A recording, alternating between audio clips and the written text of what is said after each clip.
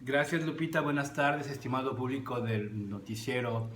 Enlace Vespertino de Radio Universidad Autónoma de Tamaulipas. Nos encontramos ya a la mitad de la primera semana del mes de mayo, en plena fase 3 de la contingencia sanitaria impuesta por nuestras autoridades federales y estatales para hacer frente a la pandemia denominada COVID-19, es decir, el coronavirus. Una de las novedades que nos atrae precisamente esta pandemia fue la creación de una nueva palabra, es decir, de un neologismo denominado infodemia. Esto es precisamente el término que se emplea para referirse a la sobreabundancia de información, alguna rigurosa y otra falsa sobre un tema específico, es decir, en este caso, sobre la pandemia. La Organización Mundial de la Salud emplea desde hace tiempo el anglicismo infodemic, es decir, una palabra en inglés, para referirse a un exceso de información acerca de un tema, mucha de la cual son bulos, es decir,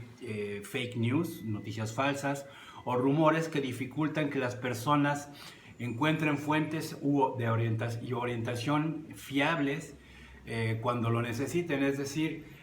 no solamente se está regando la pandemia del virus, es decir, a un nivel específicamente que afecta a la salud, sino que también está afectando la comunicación, y esto es precisamente un problema que ha ido creciendo,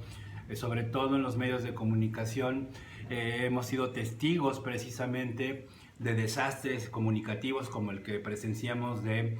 parte de el noticiero Hechos del conductor Alatorre, donde hizo un llamado específico a no hacer caso precisamente de las recomendaciones de la Secretaría de Salud respecto a la pandemia. Nos hemos encontrado también en las redes sociales y en algunos medios de comunicación tradicionales y alternativos con información degradante y falsa, es decir, a través de las cadenas de WhatsApp. Es algo que nosotros también hemos mencionado en esta columna, y es muy importante que esta pandemia comunicativa también sea combatida en un sentido de como nosotros como individuos somos responsables precisamente también de nuestra salud física y de cómo nos estamos comportando también en el sentido de nuestro cuidado personal, tomando las medidas de higiene necesarias para hacer frente a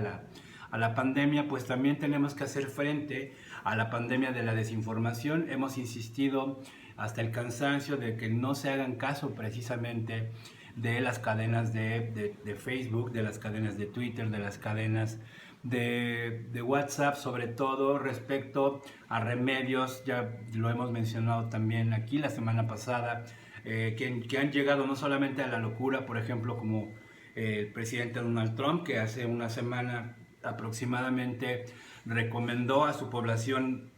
inyectarse vía intravenosa Lysol,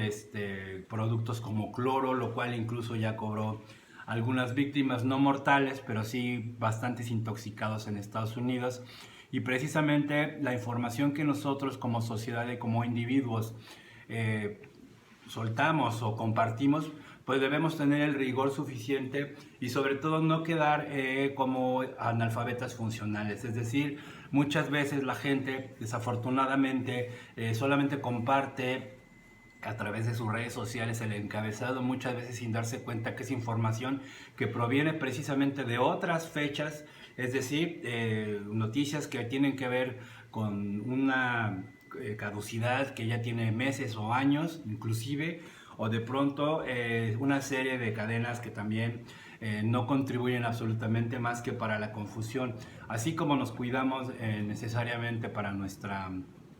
integridad física ante esta pandemia, también debemos cuidarnos como individuos con la información que compartimos y sobre todo con la información que transmitimos a las generaciones más jóvenes, porque precisamente ellos son quienes están haciendo uso precisamente de la tecnología mucho más que la gente mayor. Ahora bien, otra de las novedades desafortunadas que acarrea esta crisis sanitaria global es que se esperan millones de embarazos no deseados y otros daños colaterales para las mujeres durante esta pandemia. La pandemia del coronavirus puede tener un impacto catastrófico en la vida de las mujeres. es decir, la incapacidad de obtener anticonceptivos. Esto puede llevar, de acuerdo a una estimación de la Organización de las Naciones Unidas, a la probabilidad de 7 millones de embarazos no deseados apenas en los próximos meses. Si los confinamientos siguen durante 6 meses, 47 millones de mujeres en países de renta media y baja, es decir, países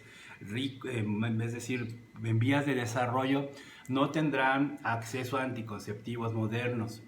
Una investigación del Fondo de Población de la ONU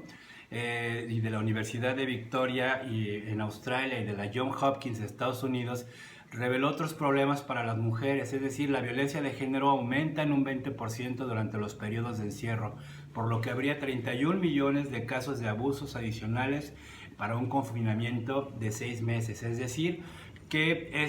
son datos que muestran un impacto catastrófico que el COVID-19 tiene sobre todo en mujeres y niñas de todo el mundo. Esto lo afirmó la doctora Natalia Kanem, es decir, la directora del Fondo Ejecutivo de las Naciones Unidas para el Fondo de Población, y estos son cálculos provisionales que dependen de cómo evolucione la pandemia. Es decir, otra de los daños colaterales que va a acarrear precisamente esta crisis de salud es precisamente tiene que ver con la violencia contra las mujeres. Con ustedes, Gerardo Villegas.